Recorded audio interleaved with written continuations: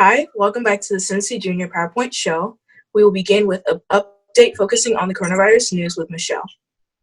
Thank you for having me. Let's pray. Our Heavenly Father, we thank you for this day. Thank you for waking everyone safely. I want you to protect everyone while everything is going on in this world currently. In Jesus' name I pray. Amen. Amen. So how does washing your hands prevent you from getting the virus? When you wash your hands properly, you are washing off bacteria from all the objects you have touched.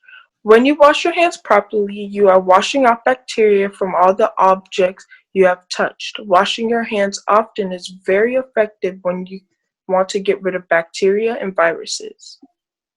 So how do you wash your hands properly? The first thing you do when you wash your hands, you have to scrub your hands with soap very thoroughly. Afterwards, use warm water for the rinsing process. It should only take 20 seconds to rinse. Dry your hands next, but when you turn off the faucet, use a paper towel so you don't get germs right after. Also, if you aren't near an area where you can wash your hands with soap and water, use an alcohol-based hand sanitizer. It is the most effective way of cleaning your hands without soap and water. Thanks for elaborating on the importance of washing your hands. Anything else you would like to add? Yes, while we are social distancing, you can go to the Cincinnati Ghanaian SDA page on YouTube or Facebook to watch the lesson since we can't fellowship at church. Since I've gotten your attention, roll the intro.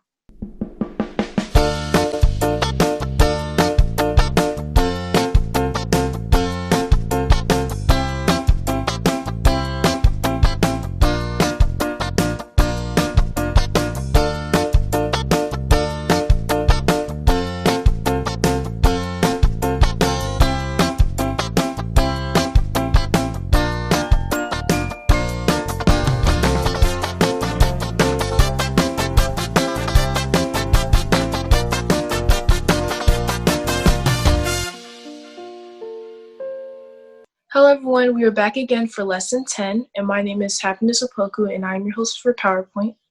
My name is Stacy Surratt, and I'm your host for Cornerstone. And our guests today are... I'm Jared, and I'll be participating in the Cornerstone discussion today. I'm Minuola, and I'll be participating in the PowerPoint discussion. Thank you for joining us here today. If you don't have the PowerPoint book, you can find it online at www.juniorpowerpoints.org. And if you don't have the Cornerstone book, you can find it online at www.sabbathschoolpersonalministries.org or at Cornerstone Connections. The Bible verse of this week is found from 1 Timothy 4, verse 10, and it says, "That is why we labor and strive, because we put our hope in the living God, who is the Savior of all people, and especially those who believe." Now, the world topic for this week is abortion. The views on this point is quite controversial, but in the eyes of us followers, is abortion considered murder? This is more of an opinionated answer, but if you have evidence, you may use that as well. Yeah, I've thought about this one lately. Many people think that having an abortion is fine if there's no heartbeat present, but I disagree with that. Even if you were to decide to have an abortion at the moment where there's no heartbeat, you're still destroying the process of a human being, and I would consider that murder. If we're to get more sensitive and deeper, I still think that, if someone was raped, I still don't see having an abortion as something reasonable or, really something you should do. God has a purpose for everyone that's to set foot on this earth, and even if you are raped, it's not something that's good, but I don't think that you should have an abortion. You could always put the baby in an orphanage or give it to someone that you can trust that will take care of the baby. There's many people who've had abortions and later regret doing so. It can scar them, and it can also have bad effects on your body. And by seeing that and just destroying a baby, a process of human being, I would see that murder and not something that you should consider doing. Yeah, I totally agree with Jared. I'm no one to judge if it is or not. I think God is the only judge for that. I can see from both sides why or why not it is okay. But it does say in Exodus 20, verse 13. It's one of the 10 Commandments, thou shalt not kill. So that's why I don't think it is okay.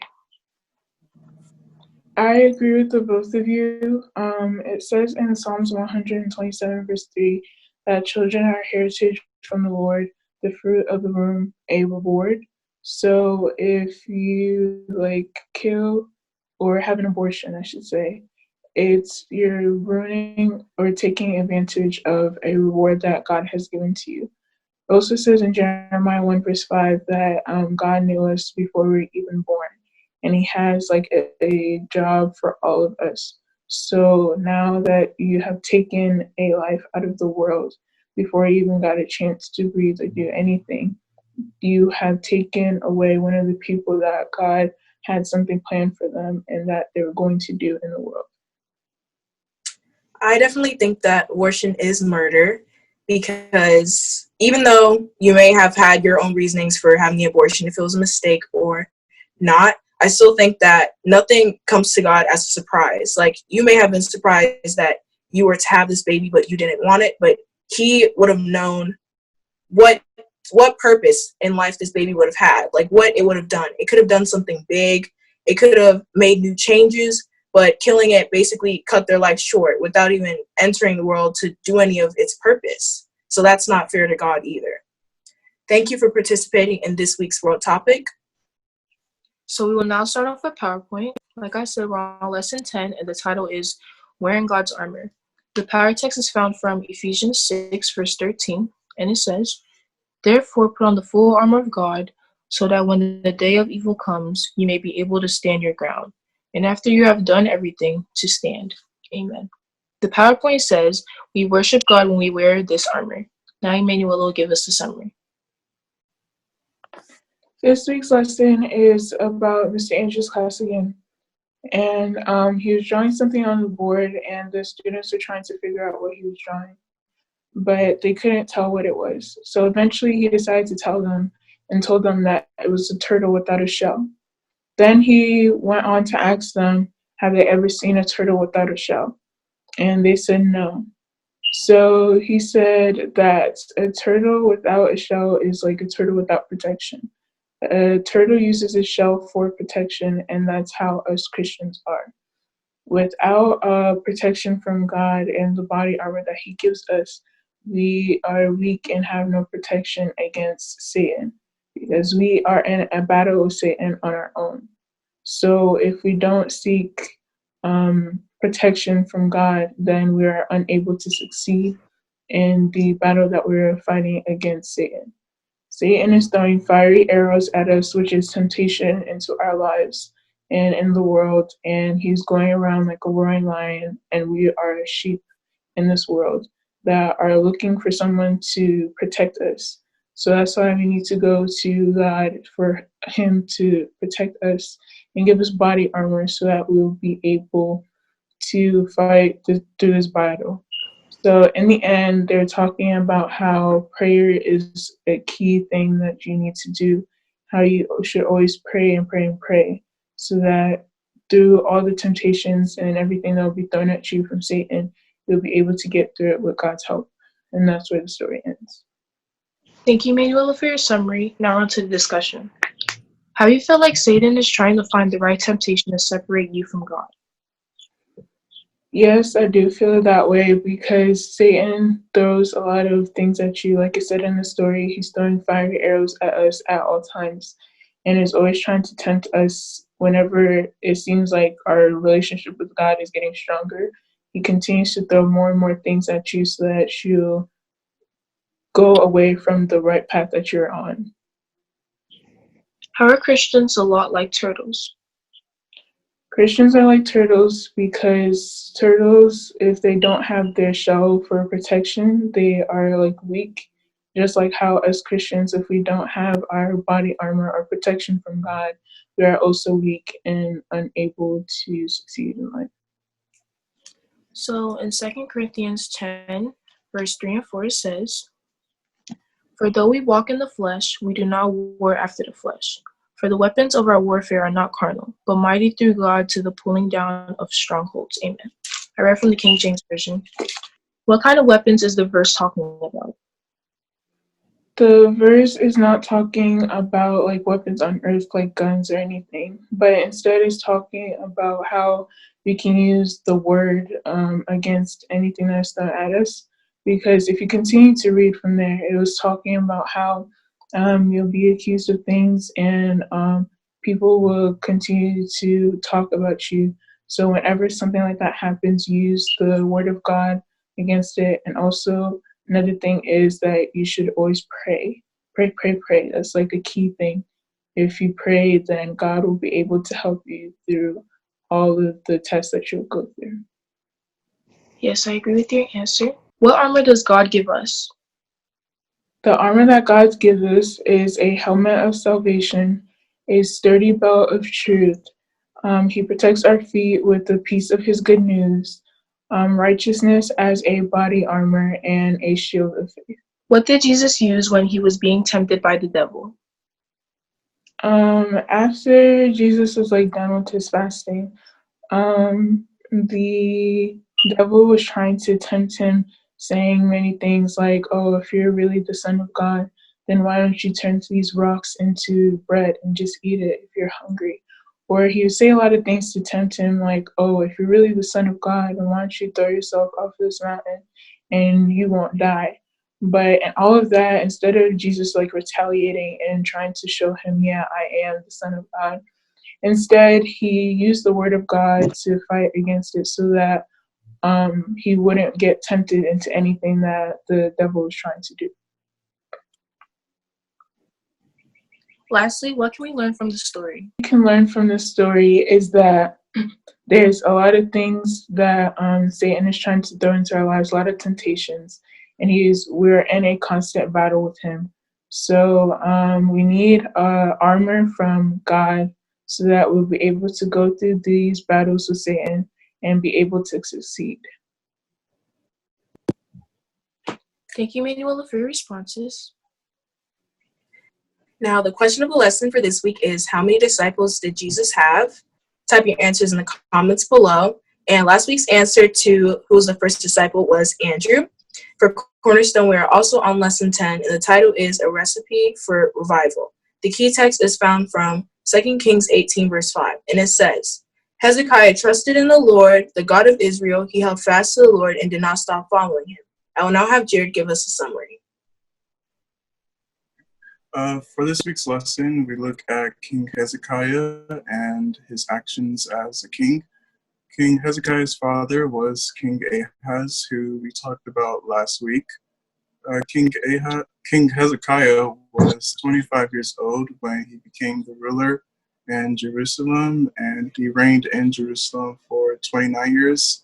Unlike his father, King Ahaz, King Hezekiah did right in the eyes of the Lord.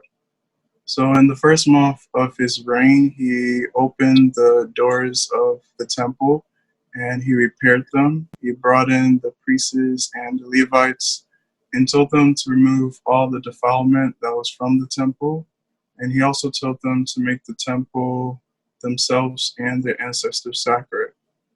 After this, King Hezekiah also said a prayer and made a covenant to God for his anger to be turned away from them. And after that, he and the people rejoiced at the temple and what the Lord had done in such a short amount of time. So then after that, he wrote letters to others all throughout Israel for them to come and celebrate the Passover in Jerusalem. So in the second month, many people did indeed come to celebrate the Passover in Jerusalem. They removed the incense and the incense altars from the place and threw them into the Kidron Valley. The priests and the Levites blessed the people, and God heard them, and they had a good time. They had peace and harmony with each other. Then the lesson just ends with that, and they had such a good time that they decided to celebrate for 7 more days. They had such a good time that it was one of the best days they lived since the times of King Solomon. Thank you for the summary. Now on to the questions. How long did Hezekiah rule? King Hezekiah ruled for 29 years. What did he do? What did he do that was right in the eyes of the Lord? What he did that was right was he was able to help repair the doors of the temple, and he also allowed people all over the place of Israel to come to worship and celebrate God. Why did Hezekiah want to make a covenant with the Lord? In the lesson, it says because he wanted God's anger to be turned away from them. But I also think that he made the covenant so that when they were celebrating, there wouldn't be anything to worry about. And like I said earlier, there would be peace and harmony with one another. Why was the celebration of the Passover such a big deal? The Passover was a big deal as it was the time where the Israelites celebrated being freed from slavery in Egypt.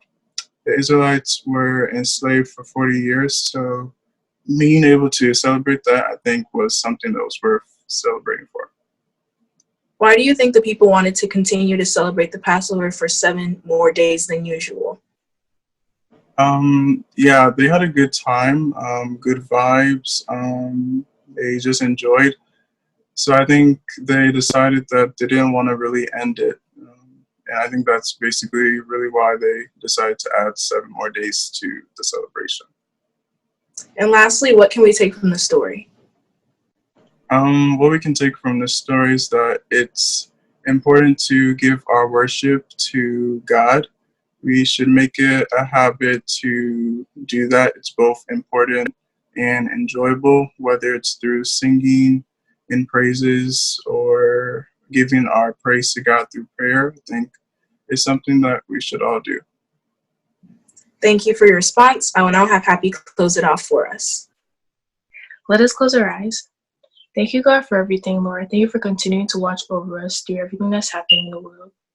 I also thank you for helping this discussion become a success. Please continue to give us the strength to be able to keep this show going. In Jesus' name I pray, amen. So thanks for joining us again for Lesson 10.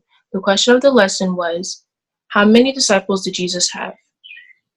So make sure you put your answers in the comments below. Please like, comment, subscribe, and I'll see you in the next lesson. God bless you all.